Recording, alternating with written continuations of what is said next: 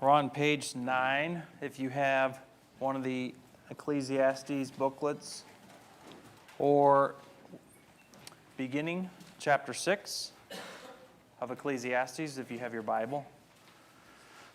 We're kind of finishing up this section on the vanity of wealth. But we're also finishing a major division in the book, which would be the first half. Can anybody, in your own words, describe the message, so to speak, or the focus, or maybe the emphasis of the first 6 chapters of Ecclesiastes? I'd just like to check to see if anybody's paid attention or caught anything. In your own words. Take some time, look through your booklet, look at the chapters. A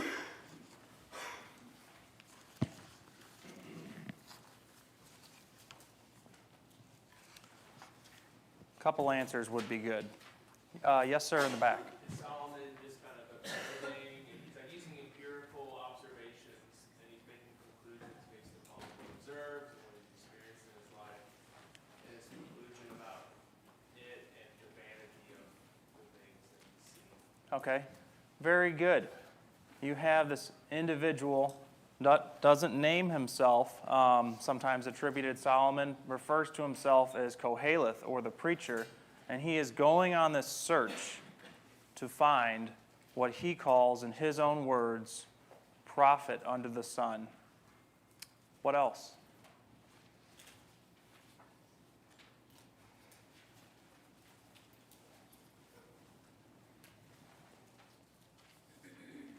How else would you describe the first 6 chapters?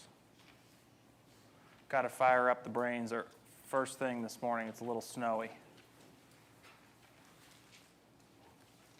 I'll read that overarching emphasis on like the futility of everything, how it's like chasing the wind. Very good. And why would that message be so important for every person in every age to understand? Yes. I feel like he's setting us up to, he's laying out his information, and now pretty soon he's going to be like, I told you all of this so that you really understand what I'm getting ready to tell you about and what is really important. Very good. The final 6 chapters, chapters 7 through 12, are going to primarily focus on, we've gotten this very important mindset, searching for fulfillment and not finding it, and not even being able to find out everything that there is to know. And so because of that, and because of the bad things, yes, there's good things, but there's bad things in life. There's seasons of life. Because of all of that, now here's how I can practically live wisely throughout all of this. Very good. This is what makes this book so critically important and useful to us. Was there any other thoughts on the first 6 chapters? Yes. Him sharing what he learned is really valuable because it's coming straight from the horse about Yes. his life. I think of the final few verses in the book. Of many books, there's no end. You can just read and read and read until your eyeballs fall out. But there's only one shepherd. There's only one source of wisdom for how to live despite the vanity that happens under the sun. If we're not seeking and listening to that one shepherd, we're going to be all over the place. Very good. Let's go ahead and finish this section, or this division on vanity. I was going to ask you guys that after we finished chapter 6, but I thought it'd be a good starter to get us warmed up. I don't want you to fall asleep if I start talking. That'd be terrible. Okay, I'm going to go ahead and read the first 6 verses of chapter 6, and then I'm going to ask you what you've seen. But pay very, very close attention to this, especially this is not a good chapter break. Probably shouldn't be a chapter break right here. So the end of chapter 5 plays heavily on the beginning of chapter 6.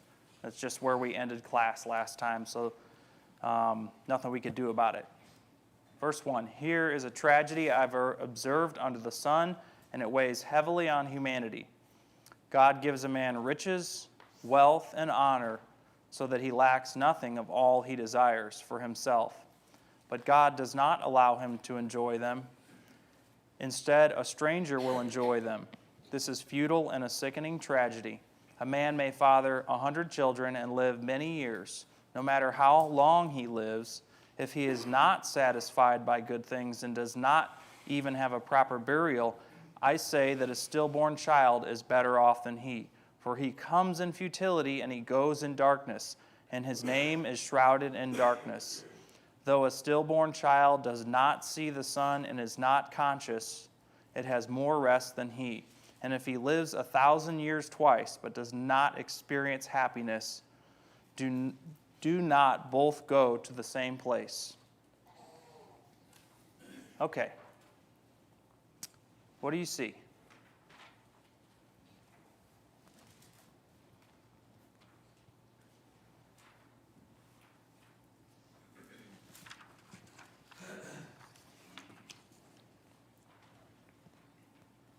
There's not really a way to have good stuff without like a lot of work or sadness with it. Okay. I mean, Am I? both things always come together. W- I'm looking at the first part anyways. Yes. Let me make sure I'm understanding what you're saying. So, I believe in chapter 6, verse 1, you have a different picture than what you have in chapter 5, verse 18, 19, 20. Chapter 5, you have a man who's given wealth. God enables him to enjoy it. Chapter 6, verse 1 through 7, or 1 through 6, another man who's given this, and he can enjoy it. And I think what we are to do is to see the differences in that. Another hand.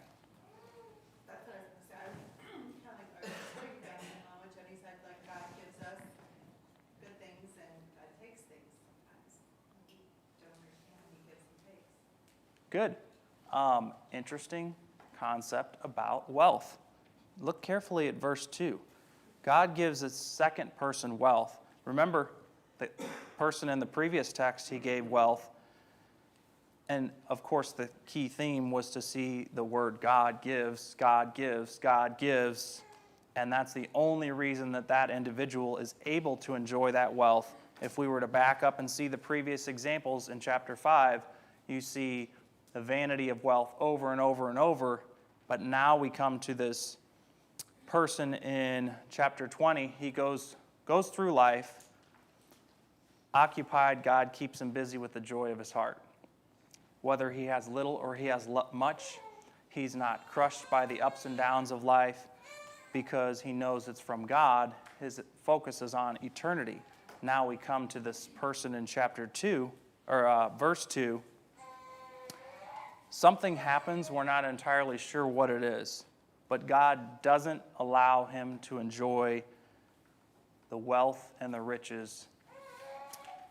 It almost seems that the preacher just exaggerates the point. He says, I don't care if you have 100 children, if you live 1,000 years. Okay, now that's not even realistic. He's exaggerating. It doesn't matter how much wealth, goodness. For one, as Benny pointed out, something could happen and you can lose it all. So don't set our hopes on that. But also, if this individual doesn't live with an eternal mindset, he's not going to be able to enjoy it, because what have we already seen about those? Chapter 5 and verse 10, those who love money, they're never satisfied. They can't enjoy it, so God doesn't allow him to enjoy it. I just need a little more. I need a little more. So it could be something happens, or it could be he's not able to enjoy that. Other thoughts? Yes. Well, I feel like God defines richest blessings far differently than I define it. You know, and that as a foundation makes a big difference. And if I'm following you right, the Bible never says that there's any problem with wealth in and of itself. We mentioned that last time. Wealth is never the issue. The love of wealth is always the issue, because it never, ever satisfies. And like the back of the dollar bill, the wings on it, it flies away. If you think you have it and you think you're safe, watch out. It will be gone in a moment, because that's wealth. It's not something that's fixed or secure. Someone pointed out to me after class last week, Proverbs chapter 23 and verse 1, which I had in my notes. I'll just go ahead and read this. When you sit to dine with a ruler, note well what is before you, and put a knife to your throat. If you're given to gluttony, do not crave his delicacies, for that food is deceptive. Do not wear yourself out to get rich. Do not trust your own cleverness. Cast but a glance at riches, and they are gone, for they will surely sprout wings and fly off to the sky like an eagle. So the proverb specifically says, you see a rich man, you see all his blessings, be careful. Don't long for those. They're temporary, just like everything else, which we talked about. Remember, the beginning of the section on wealth began with the government owns all your wealth and they'll take it from you. Taxes, taxes, taxes. Don't be surprised. But there's better things than that. There's contentment, longing for what we already have. Whether I have little, whether I have much, whatever I have is enough. Okay, let's keep moving and finish chapter 6. Picking up in verse 7. All man's labor is for his stomach, yet the appetite is never satisfied. What advantage then does the wise man have over the fool? What advantage is there for the poor person who knows how to conduct himself before others? Better what the eyes see than wandering desire. This too is futile and a pursuit of wind. Whatever exists was given its name long ago, and it is known what man is, but he is not able to contend with the one stronger than he. For when there are many words, they increase futility. What is the advantage for man? For who knows what is good for man in life? In the few days of his futile life that he spends like a shadow, who can tell man what will happen after him under the sun? What did you see?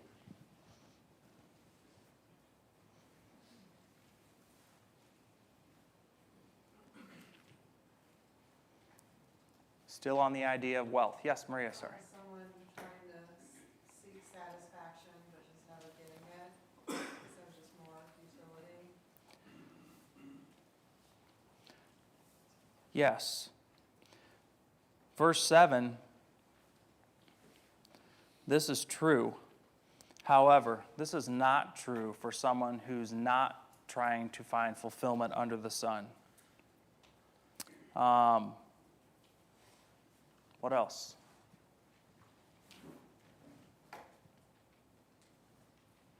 Questions?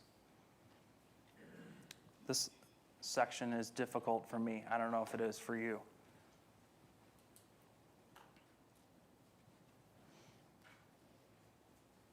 I have a question Yes. for verse 6, if you don't mind.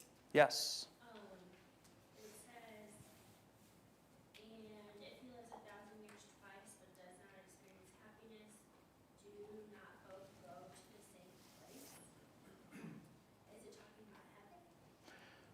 Well, I think it's referring to, so you have the example of a man that God gives everything, wealth, possessions, children, grandchildren, lives 1,000 years, and then he compares him to a stillborn child. Never even got to see the light of day. This man that we would think has everything, if he wasn't able to enjoy anything for whatever reason, it was taken from him, or he was living vainly, or whatever reason, he can't enjoy it, even though he had it. The two of them are no better. Neither one or the other. At least the child didn't have to see and go through all the futility under the sun. By the way, the futility under the sun is supposed to lead us to look upward. If it doesn't, then that's where the book of Ecclesiastes comes into play. That's where this book is so critically important for us to be grounded in first, and then especially to be able to help our friends. Good. Anything else? Or additional? Yes. Doesn't it just mean for Morgan, doesn't it just mean they both go to the same place, community grade? Yep. Thank you. Yes. I just noticed this, and it may be nothing, but in chapter 6, you have a lot of like excess. You have the wealth, and you have the 100 children. I think it mentioned. Mm-hmm. And at the end, you have the more words, the more vanity. Just like always trying to get more and have excess. Yes. If this is the same type of person who hoards their wealth in 13, 14, 15, struggles, sickness, sorrow, and darkness, no wonder God doesn't enable them to enjoy it. Like we said, we can just spend a couple minutes and find all the celebrity quotes that we want online, people who have it all, and say, it's never enough. I can't have enough. We can't play the game of I love money, which he hammers on in verses 10 and 11. We can't beat the system. Only God knows what is good for man, and only God can tell us what's going to happen after we're gone. You like how he throws that question in there every so often? Who knows? Who knows if the spirit of man goes up and the spirit of the beast goes down? I think chapter 3, 2 or 3. Who knows what's good for man? Well, God knows. Yes. I have a question for you. On verse 2, at the end of that, when it talks about for himself, but God does not allow him to enjoy the things that he has, but instead, a stranger will enjoy them. Do you think that's referring to the same stuff that the other guy had, or his own situation? Or is that something he... And then the reason I ask that, because if you look at the very end, who can tell a man what will happen after him under the sun, assuming that's death. So I wonder if there's kind of a comparison there. Maybe reading too much into it, but I'm thinking about after he dies, this is going to go to somebody else who might actually appreciate this. Or not, but you're just going to die, you're going to go on. I think about that just in different situations. If you get kind of greedy about getting somebody else's stuff and that kind of, and then we're going to go too. So just, I don't know, it kind of speaks to the futility of me. But I also think there could be a situation where I actually enjoyed this thing that you experienced and you couldn't, like what you're talking about. Yes, absolutely. So you've accumulated so much, and somebody else could get some little thing from you and go, I'm thrilled with this. Yes. I think that is spot on in a very real situation, what you just described. I also think the chapter break really throws us off. Very good.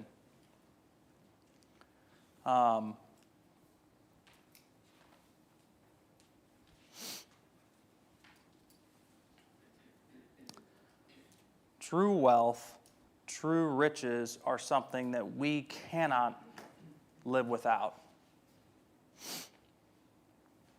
And we are always going to need to be on guard, especially in the country that we live in, to watch out for the love of wealth. even if we're giving and sharing our wealth with other people, we can still love wealth. What happens if we lose it? What condition are we going to be in? For many people, they cannot bear the thought or imagine their life without having wealth or having to depend on others who have wealth. That still means you love wealth. Such a challenge. But real wealth, true wealth, things like patience, strength of character, close friends, spirituality, hoping in God.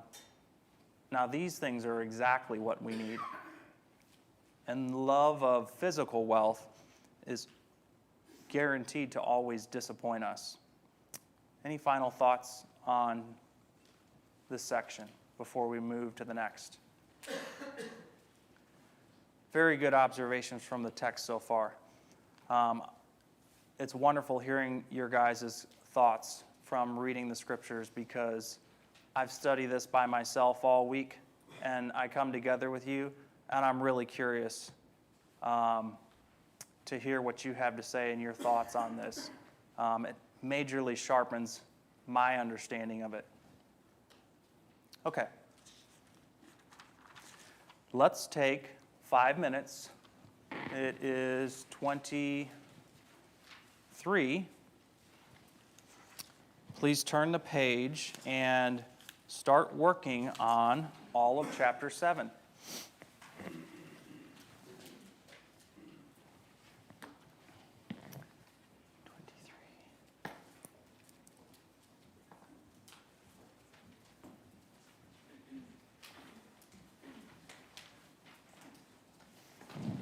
And if you're new here, we have some booklets that you can write in and colored pens and pencils in the back. If you would like one, raise your hand and we can grab you one. Perfect.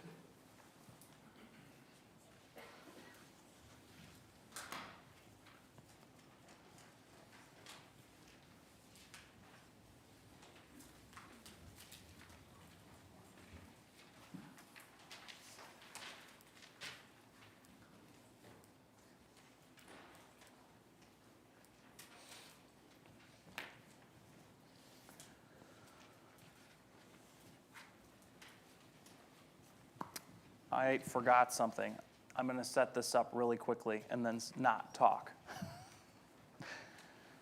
So the preacher is focused heavily on the vanity under the sun.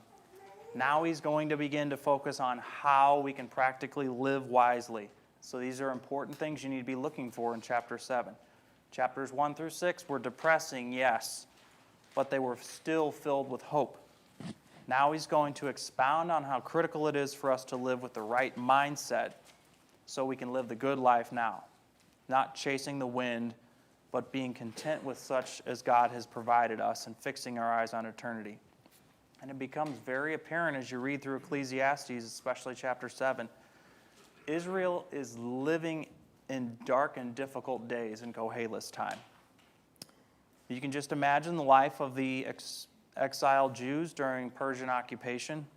It would have been one of suffering and hopelessness. The country was a shell of its former self. People were slain, and the ones that were left alive were dispersed all over the world.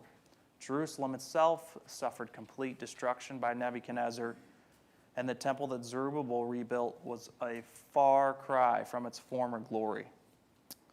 Most of all, they lived under this authority of the Persians. So it's not hard to imagine injustice and oppression taking place. This would have put a distaste in the Jews' mind and caused them to have this sense or longing of, oh, for the former days. Refer to verse 10 for that. The days of Solomon would have been the pinnacle golden days or the good old days. And the preacher knows this. And he wants his audience to be able to see why this mindset in verse 10 is wrong and why it's not wise. So, I'm done. Just wanted to set that up. Couple minutes here.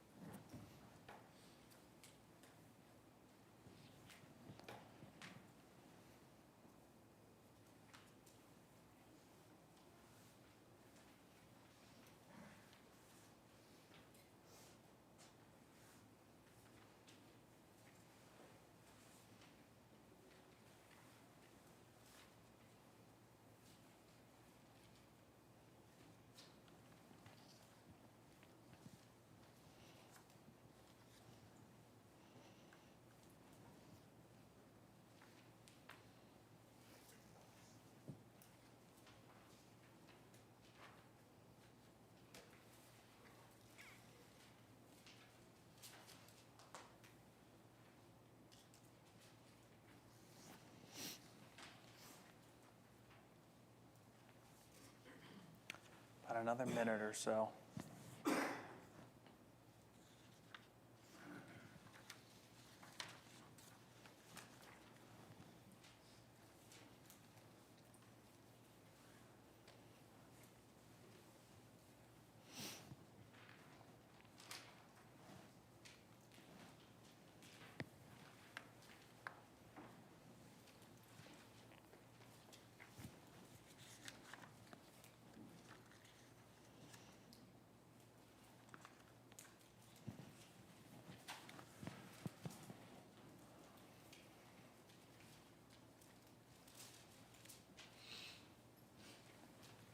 Okay. Keep working on it, but just for the sake of our time, I want to go ahead and get going on this. We can kind of, if we wanted to, break up chapter 7. We can look at the first 14 verses, answering the question of verse 10, why were the former days better than these? And then the last section, verse 15 to the end of the chapter, is going to be some common mistakes that wisdom will correct. So, what did you see in this chapter?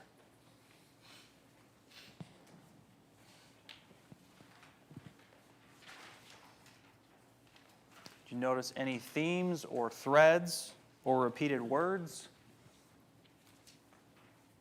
Yes, ma'am. I think the first thing I noticed was comparing it to the previous chapters, talking about wealth, and then this one comparing wisdom to wealth. Just telling us that wisdom is so much more valuable than money is and preserves, just like money can preserve. Yeah, that was kind of the main thing. Beautiful introduction. Wisdom is as good an inheritance as an advantage to those who see the sun, because wisdom is a protection as money is a protection. But the difference is wisdom preserves the life of its owner as opposed to money. There's a dichotomy that goes on in this chapter. Kind of the critical question of this chapter is, let's say you're living in a difficult time of adversity and suffering. I'm going to give you two choices. You can pick which to have. Would you like to have a good name, or would you like to have fine perfume? Some translations, precious ointment, which just symbolizes wealth, possessions, protection physically, homes, land. Would you like to have that, or would you like to have a good name? Which would you choose? Well, I think I would typically choose the precious ointment. Because if it's a hard time and we're under oppressive rule, what good is the good name going to do me? I might as well have some kind of enjoyment in life. Something to help insulate me. Money's, will protect me. Now the preacher is going to base his efforts in chapter 7 to show us why the good name is far better. Good. What else did you see? Great interlude. I feel like he's forcing us into a corner to change our mindset. He's, like you said, usually we choose the wealth, we choose the fine ointment or perfume. We would choose the physical, something that we can touch, something that we can feel like we've got control over. But really, he's forcing us to grow in our thought process and to really evaluate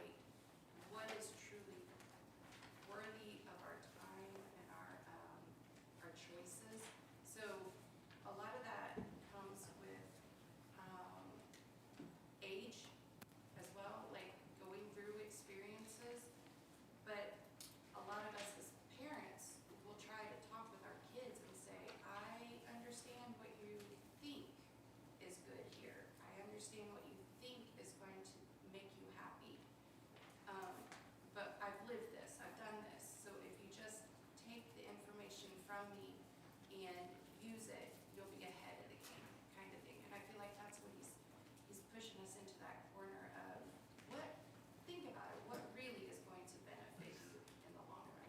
Okay. What's going to matter in the long run? That's kind of the message of the first 6 chapters. Let me ask this question, just to keep us on target here. Let's look at verse 1. Can you explain how could the day of one's death be better than the day of one's birth?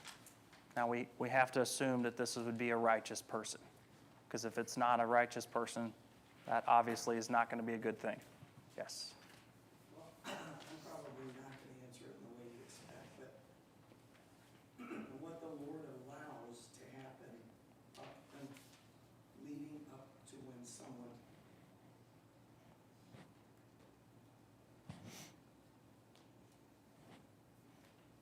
you love dies is an unbelievable education. If you're looking at it properly, instead of wallowing in what you're losing or what your family's losing,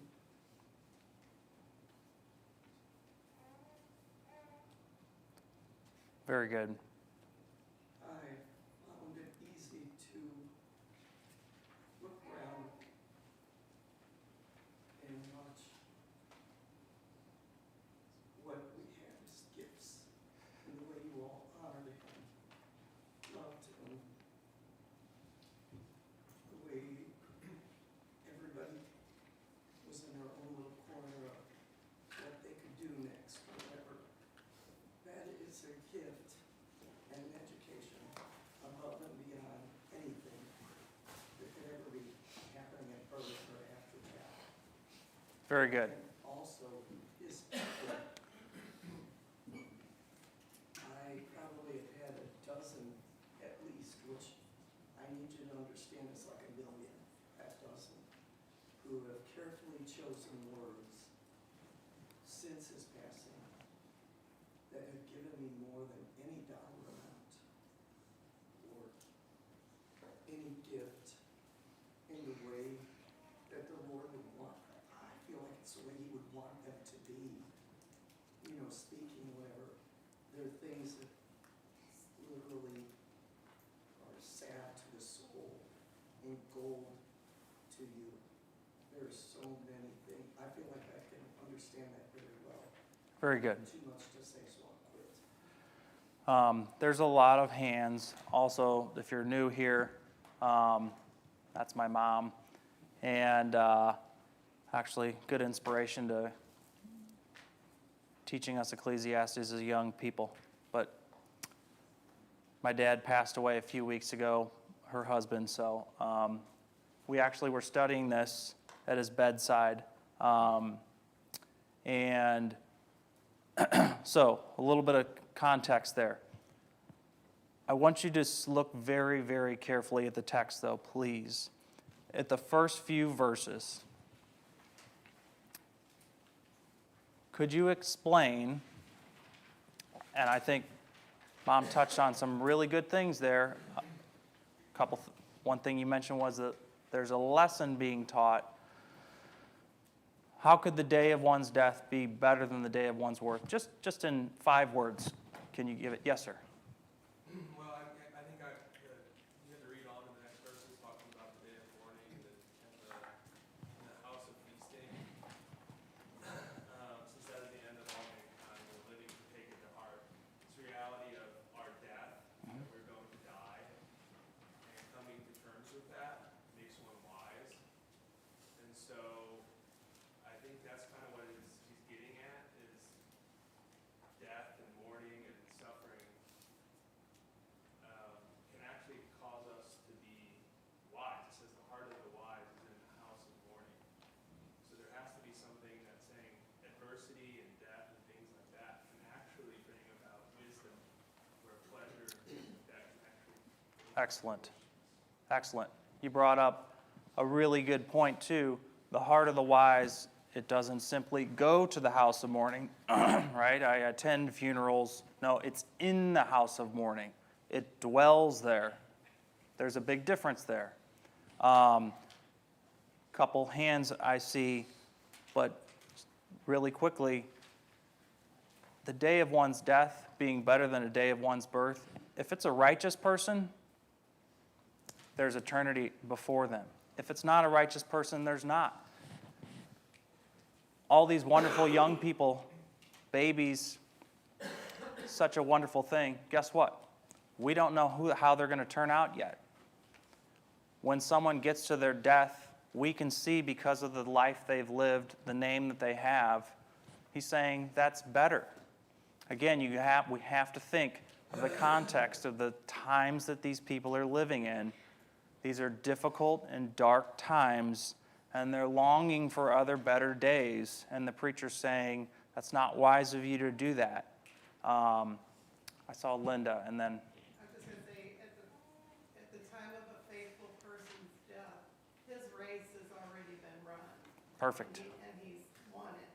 A baby, it's just starting. You're not sure yet. And can go any direction at all. That's a whole different mindset of how to look at something. That's what Ecclesiastes is here for. Let's keep going.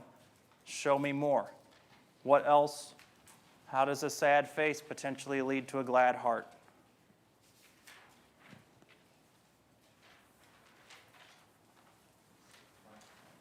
To me, he's just describing the times where we seek God the most.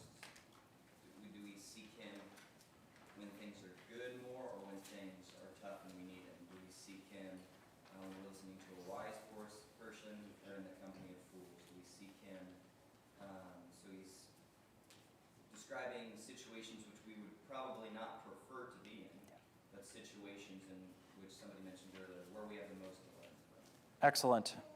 The Beatitudes, the Sermon on the Mount, blessed are those who mourn, mourning because of their sins. Yes, Jake. It reminds me of the first chapter of James, verse 2. It says, "Count it all joy, my brothers, when you meet trials of various kinds, for that produces steadfastness." Oh, very good. We're going to see this idea towards the end of this first section. Okay? Now look at, we're going to run it way out of time again. I hate to skip too fastly. Verse 5, 6, and 7. What do you see here?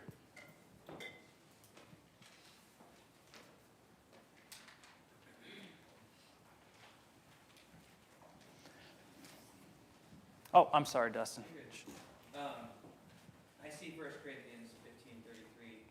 I mean, that's the first thing that popped out. It's better to listen to the rebuke of a wise person than to listen to a song of fools. And then it just explains how vain bad company is.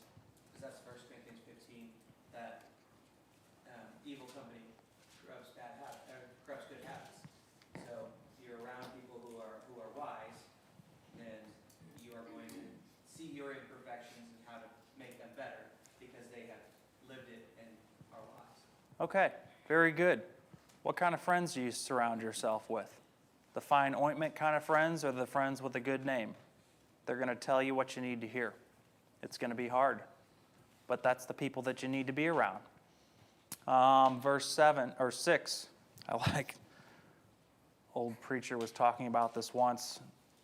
Dirt bike riding in the desert of California, getting cold at night, rolling a bunch of tumbleweeds together to light a fire.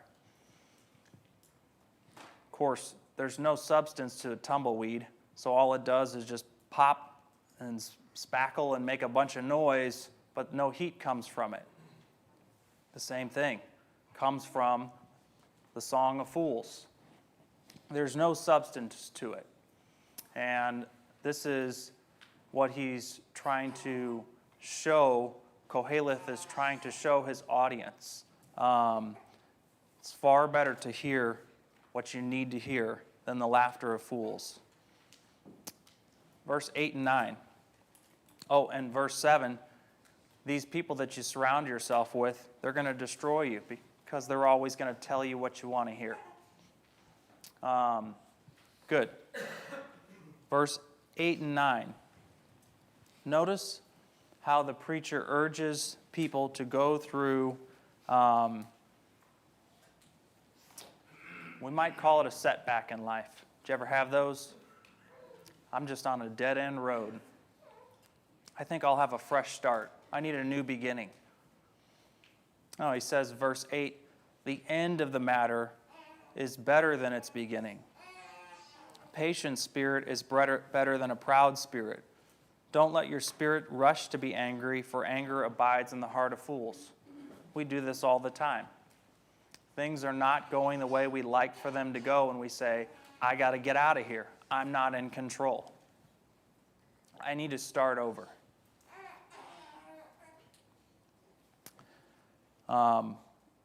What a dangerous attitude, especially when, if we're going through life, what are we saying to God, who's designed our life, who's designed the ups and downs,